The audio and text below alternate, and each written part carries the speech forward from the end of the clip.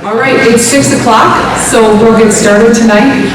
Before we begin our official meeting, we have a student here tonight that we would like to recognize. Noah Hansen is with us. If you've been paying attention to the district Facebook page or the newspaper, he recently went to state in track and field. Noah, can you tell us a little bit about your events and how you did at state? So I went for shot put, I got 11. I was seated 15, so I moved up 4. Yeah, I don't know what else to say. Okay, so you did really well. Sure. And I take it that you probably also had just an outstanding season overall. Can you give us a couple of highlights? I won conference, and then I won conference. I was in the top 3 of, I think, every meet, so I guess that's a couple of accomplishments, yeah. That's great. That's really wonderful. Are you a senior this year? Senior this year. Okay, and where are you planning to go after this? I'm going to Ripon College. Love it. Football and track there. Great. All right, so we get to keep cheering for you. Yeah, congratulations. Thanks. Wonderful. All right, so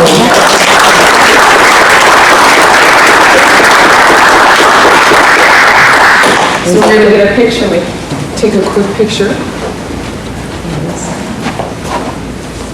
All right. Nice. You're big.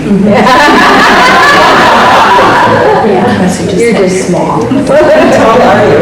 Awesome. I don't know. Well, we're so glad that we're going to get to keep cheering for you over at graduation. Good job. Seeing you.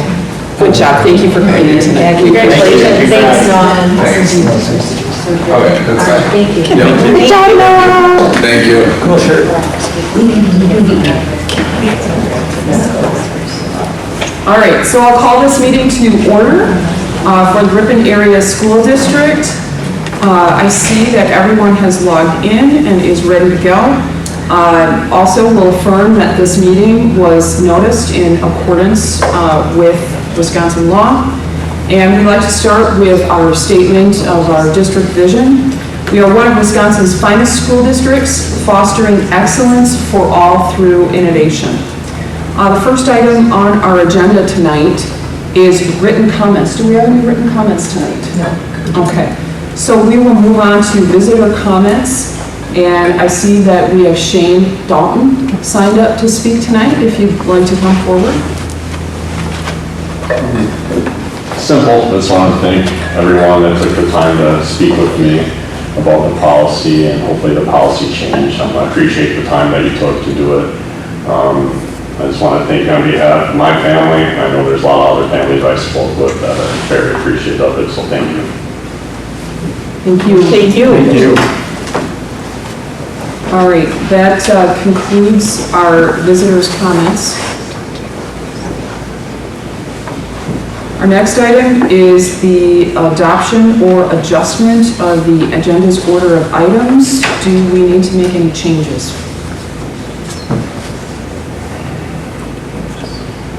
Okay, if no one has any changes that we need to make, then we will go ahead and move on. And we will announce the contributions for the district. Right. Justin Krieger and Andy and Jean Mike donated each over $250 to the Ripon Education Foundation. Thank you for that.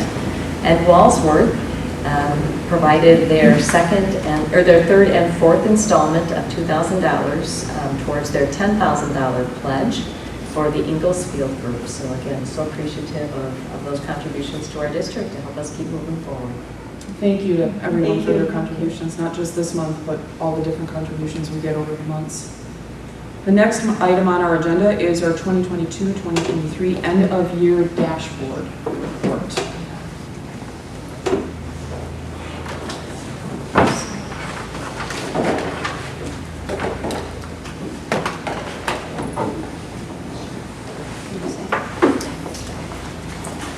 We'll pull up a few more chairs. We have a pretty small team tonight because many of our principals are actually on vacation. But we do have Jill here with us, who is our district reading specialist, along with Emmy to speak to some of the people service, and of course Tanya is here also to talk about our K2 data. So first of all, I guess I'm going to apologize because I know when the report came to you, it was really tiny. So I'm hoping that you saw, if you enlarge the PDF to 200%, you should be able to see the data really well that way. As Mary and I were talking about how to share that, it's just really difficult because we certainly want to provide that comparable data from the fall so that you can see what that looks like to the spring.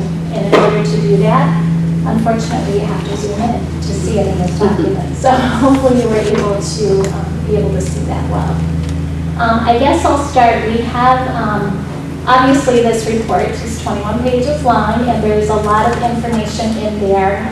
Each of the principals, whether they are here this evening or not, along with our directors, technology director Brian had put some information in there as well, which I will certainly invite them to speak if they have anything to There is a lot of information in that report, and we try to summarize that information as we have in the past for our key findings, and certainly next steps as we look into next year.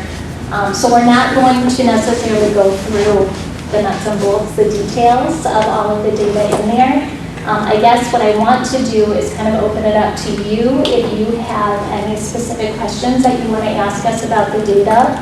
And certainly we can highlight anything that you would like to know as well.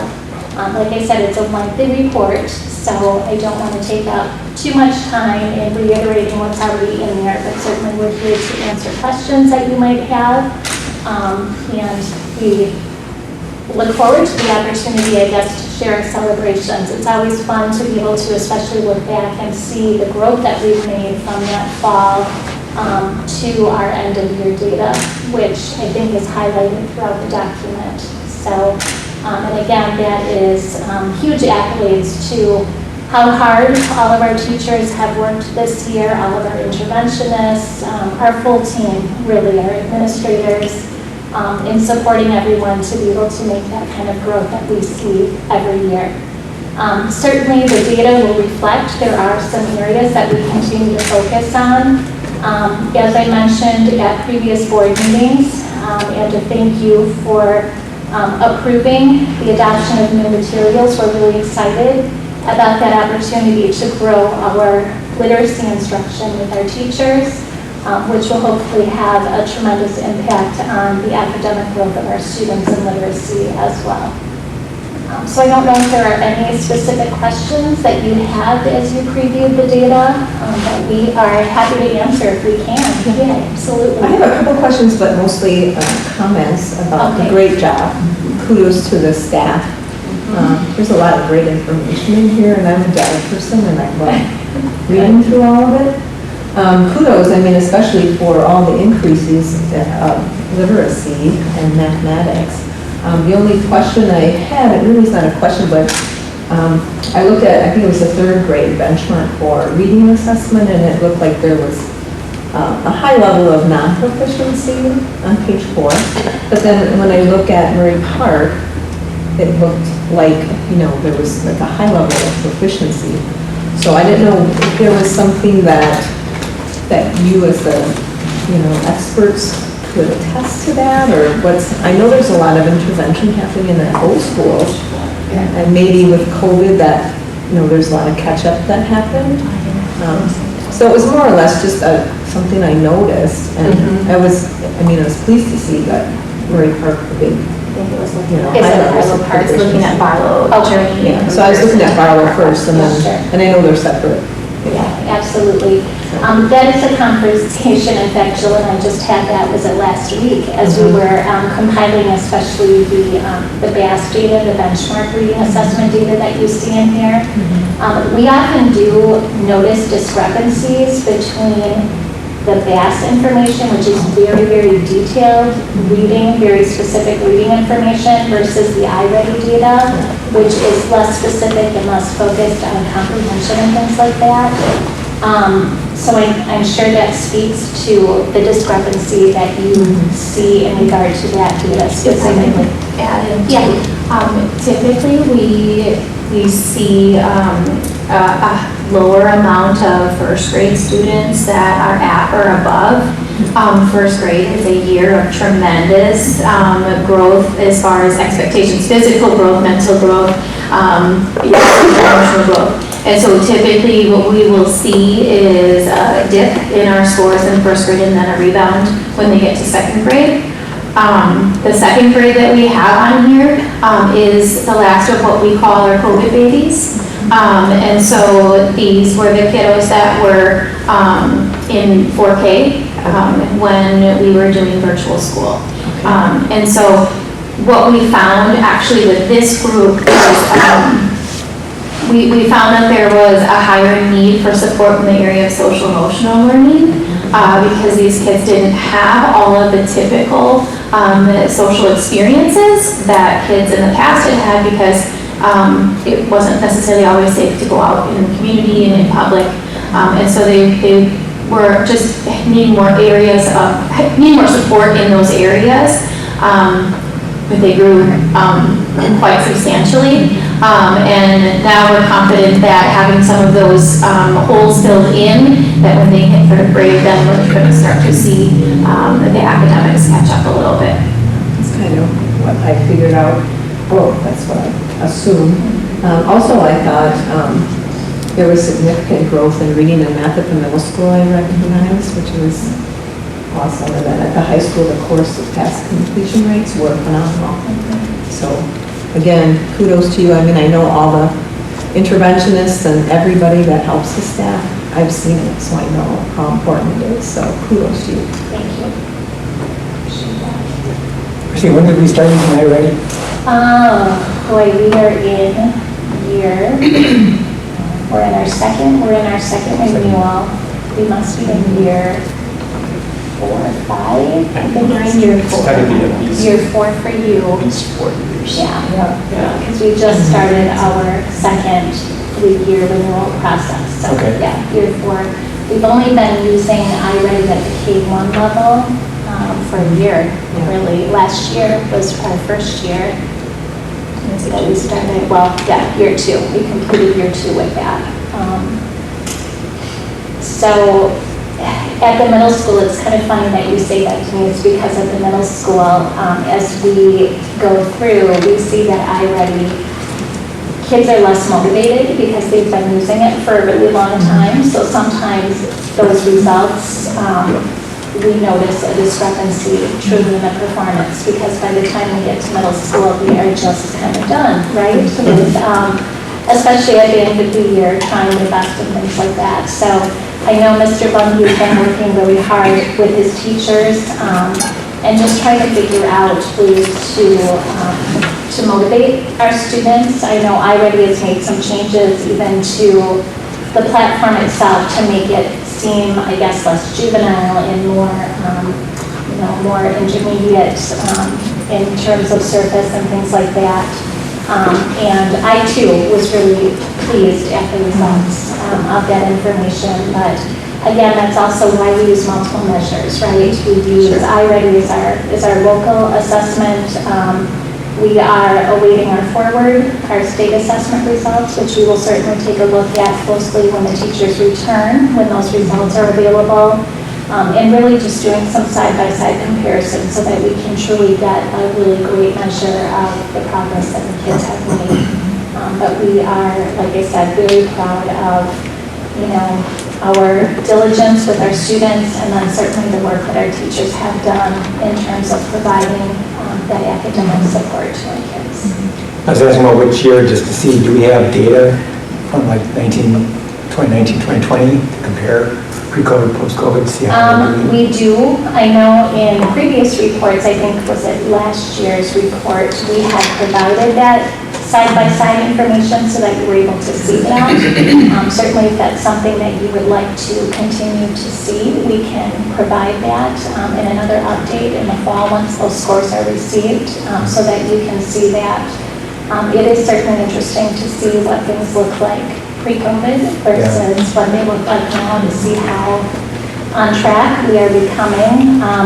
As Tanya noted, I think we will continue to see the impacts of COVID for still years to come. It's that second grade group that really is what we consider the last of our COVID years.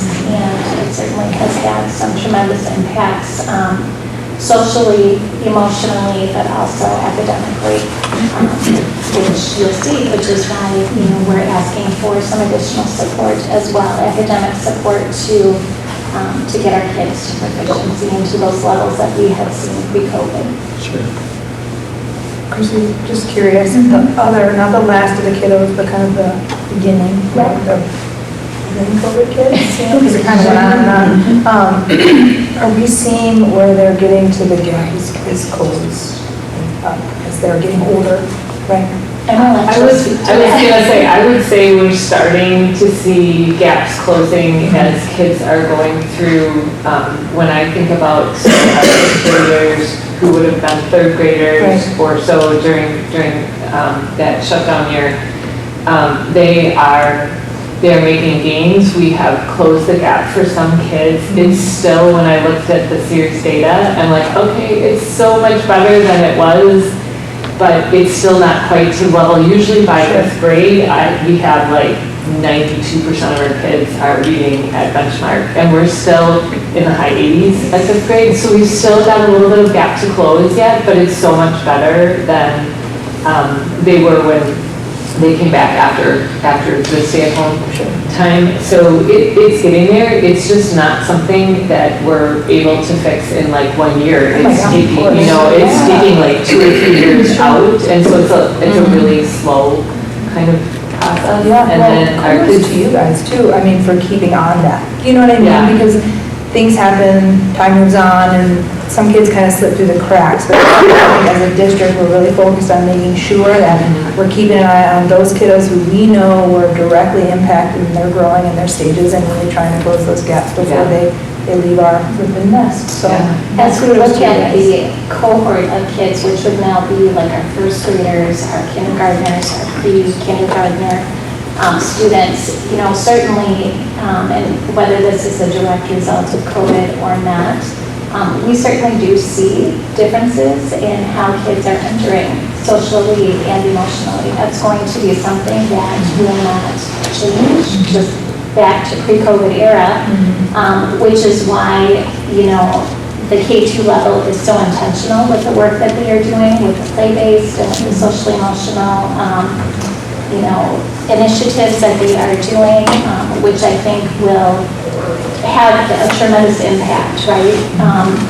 But that is such an important piece of the K-2 level, particularly. But again, the goal is if we can really build that foundation at that level, by the time they get into that intermediate elementary stage, then they really are truly ready to take off and really be prepared to excel academically. So we really appreciate those efforts too.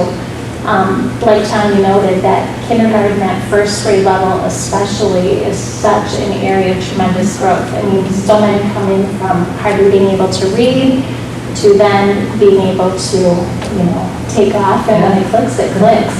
And, we just are finding that for many, it's taking longer because there are other gaps that we need to work on. So I'm sure that will continue to be a focus, but I think combined with all of the work that we're doing and focusing on literacy instruction and the new resources that we have to support that, I think we're going to see some really great growth in years to come. So we're excited about that. So this is an ongoing effort. Are you continuing to get the support that you need in order to make all of this happen? We are. We're going to hope so tonight, right? With the recommendation. And again, we truly appreciate just how supportive you have been, all of you, in asking that very question, and how can we help? And we really do appreciate that. So thank you. All right, any further questions on that? Just a little bit, Barbara. I see we have a prioritized list. Are those the students who need the most help? Is that my interpretation? Yeah, so a prioritized list is when we have the requirements that are part of the title grant for title funds are that you look at all of the students and prioritize them in terms of greatest need to least need. Okay. So we use, like forward is one of our things that we look at. So who is not proficient in forward, like that's one of our flags. Who is not proficient the year before in their benchmark assessment.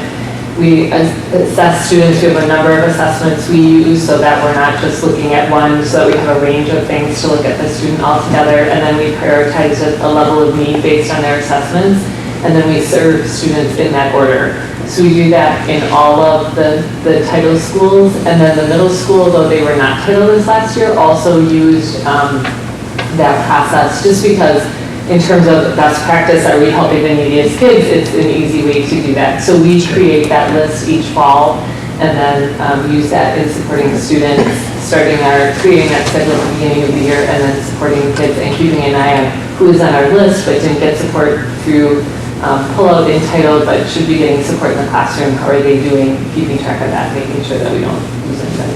All right. And is there a guess with the added staffing that hopefully will approach how many more will be able to serve those lists?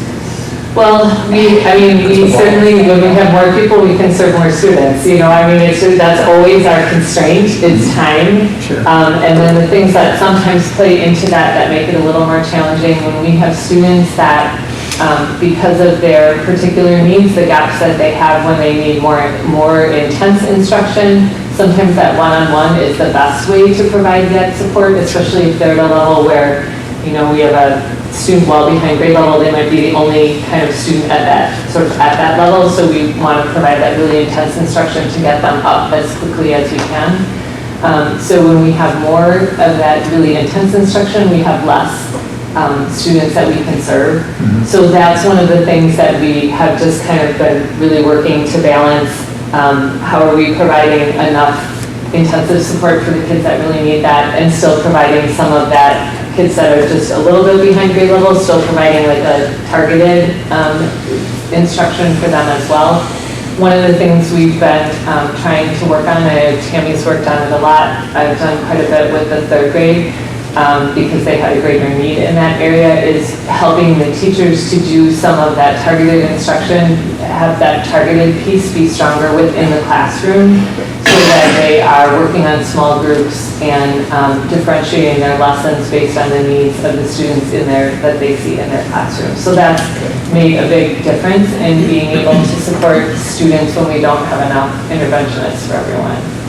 Yeah, our ultimate goal is certainly to enhance the universal instruction of all of our teachers, which is why we've had such a tremendous focus on literacy PD prior to even recommending materials for adoption, because again, you can have resources that teachers can follow, but if you don't have that strong understanding of literacy practices, and that is something that we're really focusing on. Certainly in order to do that, we have to have that collaboration time too, which can be tricky.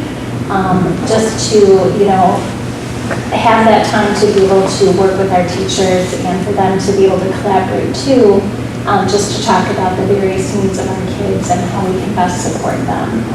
So those are all pieces that play into this puzzle, right, of all of this. So. Thank you. Any further questions, comments? All right, moving on to our next item. Thank you. Thank you very much. Great job. And Travis and Robin, thank you also. I know you guys also have noted a lot of great things that you have done throughout the year also, and we appreciate that. So. And I have more information when we finish all our projects this summer to help you ready for the school year. All right, well, thank you very much for that. The next item on our agenda, consider approval of the recommended bylaws, policy, and administrative guidelines revisions for transportation. Do we have a motion to put this on the floor? So moved. Second. All right.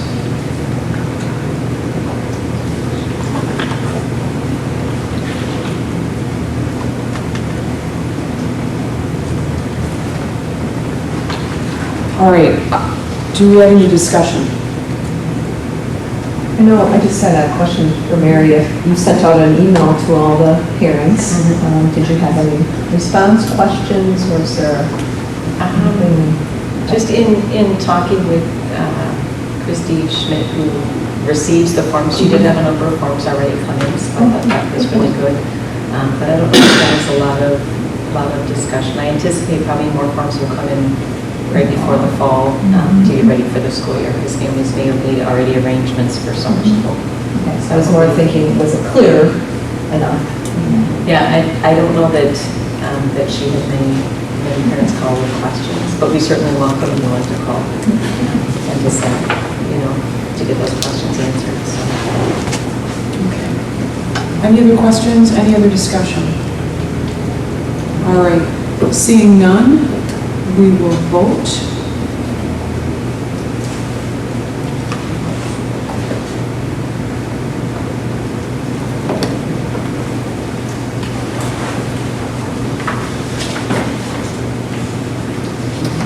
Okay, and we have 8 in favor with David absent, so the motion carries. Thank you. Thanks to everyone for their work on this. All right, the next item, consider approval for a 4.0 FTE additional staff position for 2023-2024. So moved. Second. Nicole and Denise.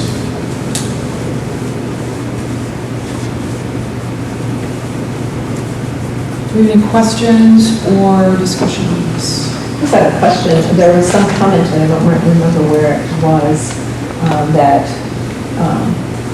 wasn't really a concern, but there was mention of maybe getting qualified applicants. Are we seeing a pool of applicants just shrinking in general, or the quality? Yeah, and it's kind of interesting. We do see the pool has really shrunk, and at the same time, we really hired some outstanding staff. So I think our ability to find it even in the absentee staff has been really successful. And that's kudos to our team for getting postings out as quickly as possible and really moving on them to get people hired and on board. But also, many of our staff are recruiting family and friends to come to work in the district, so we've been very fortunate to be able to fill positions. But I know just that kind of caveat of kind of looking at the total number of positions and a dollar range, but may need to do a little bit of adjustment in there, whether it's part-time positions versus full-time, just to kind of meet the needs of those applicants that do come to us. I did have a conversation with Becky Morin, our people service, or our special ed director today, because really we're looking at support for Murray Park and Barlow Park with possible support for the high school. And I did ask about the middle school, because in here there's really maybe a support staff and special ed, maybe a teacher, and I asked her if it might be good to look to fill both of those positions and provide some support to the middle school, and she was really very supportive of doing that and asked the board to consider that. So I thought in the motion, rather than approving it as presented, maybe approving to really fill all 4 positions so that all schools would have some kind of support moving into the fall. Any other questions or comments? All right. I have a question. I know that financially speaking, we made some moves to reserve ESSER funding for the upcoming year. But how much of this proposal depends on the ultimate funding level that the legislature sets for our district? Yeah, I'll have Jonah come up and speak a little bit to that. I think it's a little cold. It's rusted in front of the mic, but yeah, we could, because we reserved ESSER 3 funding, we could afford to do it, but the reason why we wouldn't have done it earlier is that we need to be able to make inflationary adjustments for the following year. the new state budget should allow us to, be much more comfortable adding these positions and affording it both this year and then probably the following year as well. So just trying to look ahead at when the one-time ESSER grants, are spent and gone. Yeah. But the new biennial budget looks good for Ripon. I wouldn't say it's the same statewide. So we're a low revenue district, and so it helps us a lot, and that's how it was designed. But not all the districts around us are going to benefit the same way. So. Okay, that answers my question. Thank you. Good clarification. Any other questions? Can I just ask a point of clarification? Did you want me to amend the motion? I think so because it's as presented, and it may be a little misleading because we're talking about in the memo kind of one or the other. So it'll be a motion to approve 4 positions. Go ahead and do that. And again, it could be the equivalent of 4 if we do part-time. So it says at the bottom, I move to approve the 4 new staff positions as presented. Or not? Just take out the as presented because we would look to probably approve. Just the 4 new staff positions. Or the 4.0 Okay.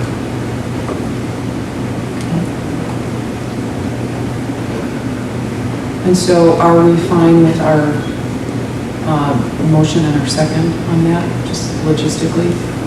We should be? Okay, all right. Thank you. Okay.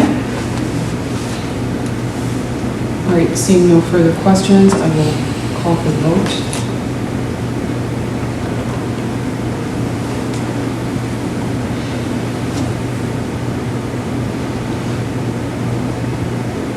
And the motion carries.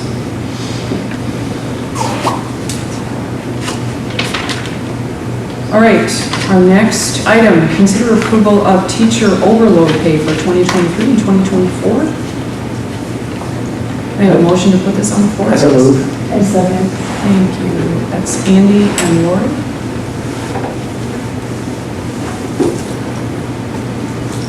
Do we have any questions or discussion on this? All right, seeing none, I'll call for the vote.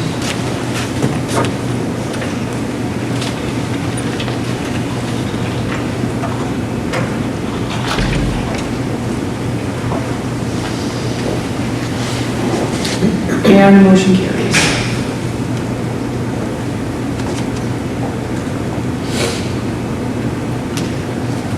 Next up is our consent agenda. Consider approval of items 8.2 through 8.17 of the consent agenda. Do we have anything that needs to come out of the consent agenda?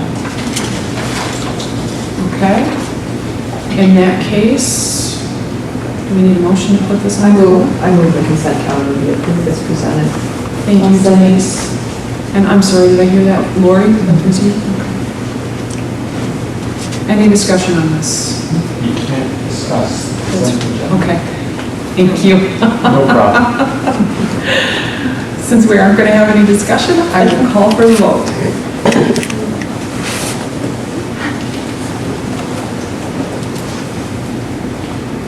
All right, and the motion carries unanimously.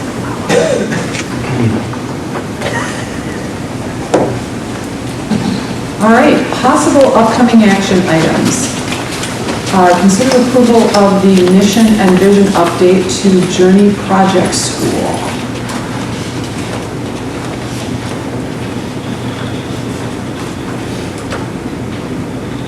Do we have someone that was going to present on that, or?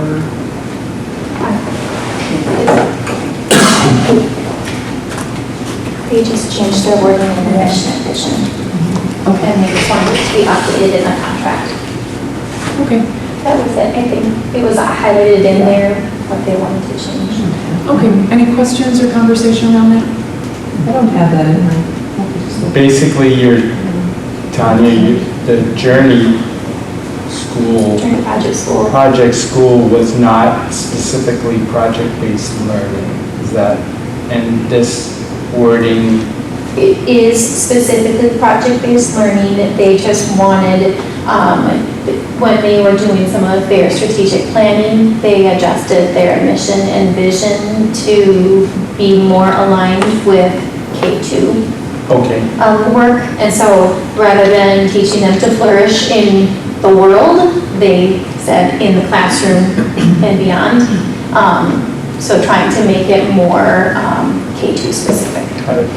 Thank you. Any other questions? Thank you for the clarification, appreciate it. All right, our next item, consider approval of the recommended bylaws and policy revisions from the Neola updates, volume 32. These are all just policies that we've been working on, just, and it's nothing substantial, other than the one that we already brought forward to the board. Okay. Same for item 10.3? Does that require any conversation? Okay, we'll buzz through that one. 10.4 and 10.5, same thing? Yeah, they'll come to us again the next meeting for action. So. Were these the usual wording, superintendent versus district administrator and that sort of thing? Periods, commas, fun stuff. Feel free to read these over the next month. Yeah, like an example, in 10.4, the 8800 and the 8802, those were together, the religious and patriotic ceremonies. Sometimes there's a moment of silence. We've seen that in schools if someone passes away or those kind of things. And they wanted to separate that out, that it's a recognition in honor of the person, but it's not meant to be religious. So they just clean things up like that. So it doesn't really change our practice, but it's just trying to make the practice a little clearer for everyone to understand. So. Thank you. All right. Next up, superintendent reports, legislative updates. Yeah, legislative updates, and I think probably the biggest thing is, Joanne, I don't know if there's anything that you want to share about just the budget, kind of what we're looking at and how we benefit a little bit from what we anticipate moving forward and kind of what our thoughts are. We've had a chance to talk about it just a little bit, and I know that it isn't through yet, but.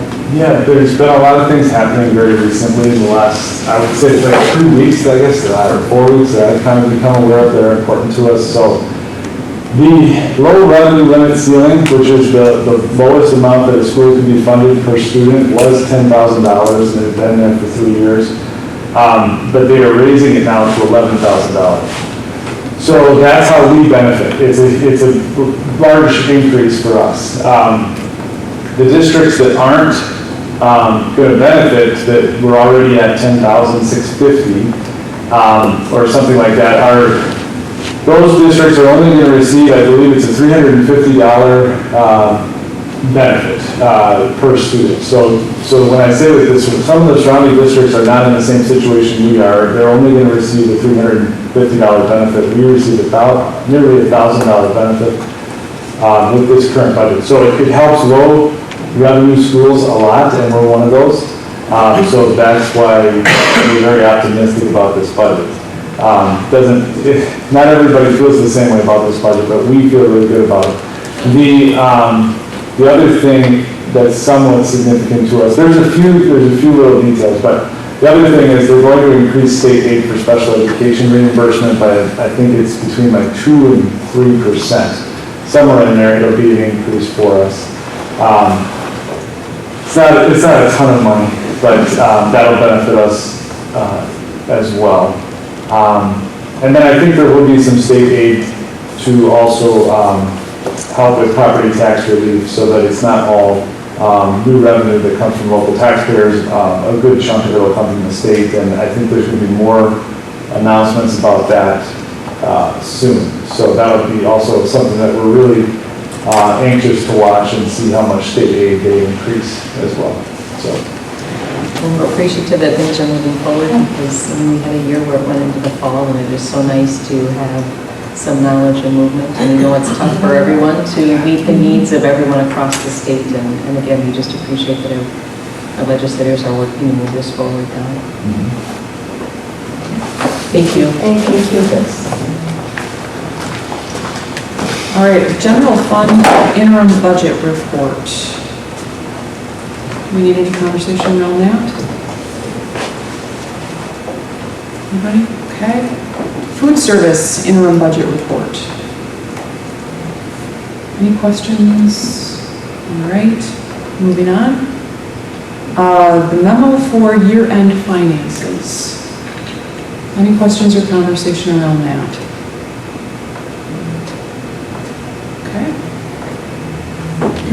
Next up, the 2021-2022 polling report and summary of student behaviors. Should say 22, 23, just Okay. to be pointed out. 22, 23. Any questions or conversation around that? Seeing none, we'll move on. All right, the next item on our agenda is to convene to closed session. Can we have a motion? I heard Lori and then I heard Nicole.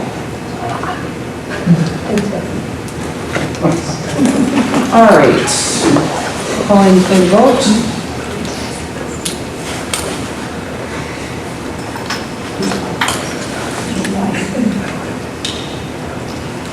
And we are moving to closed session.